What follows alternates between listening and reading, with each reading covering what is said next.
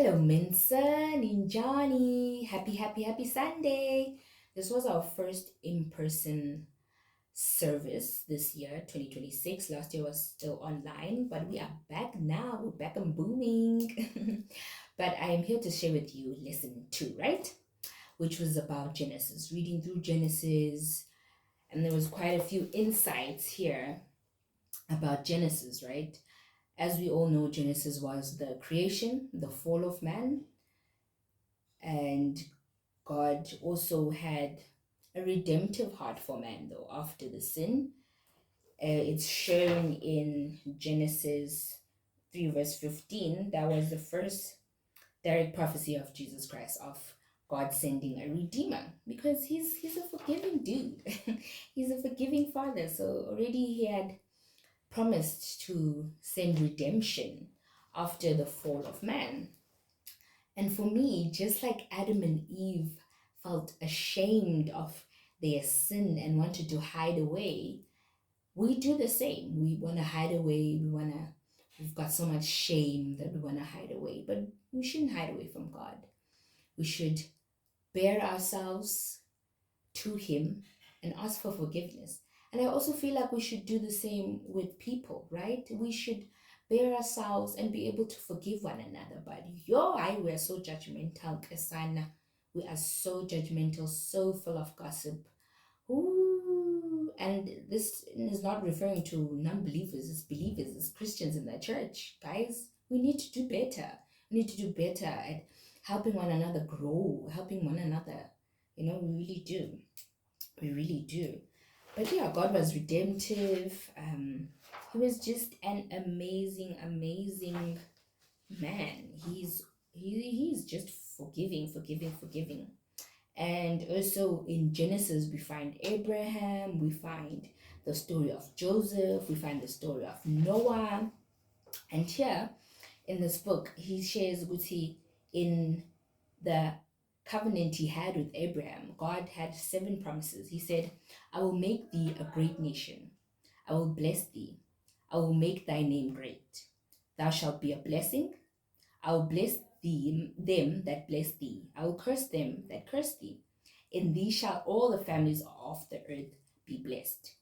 And also these promises, they apply to us as well. God blesses us. He showers us with blessings. He takes care of our families, right? It is truly amazing. And then I was just laughing to myself, thinking, let's see, both Adam and Noah, Abraham, these guys lived for long years, and Noah, like they lived forever. Would we want to live that long in this day and age?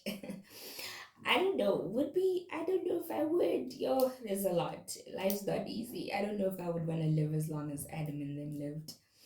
And they had so many children. Like the lineage of these guys is hectic. Like they definitely did not live in this economy, not in this cost of living, with so many children.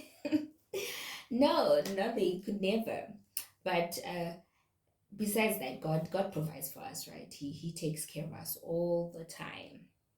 And then there's a part though I didn't know where Sarah was taken by Pharaoh because Abraham said that it was his sister, not his wife. I didn't quite know that part. It's very short.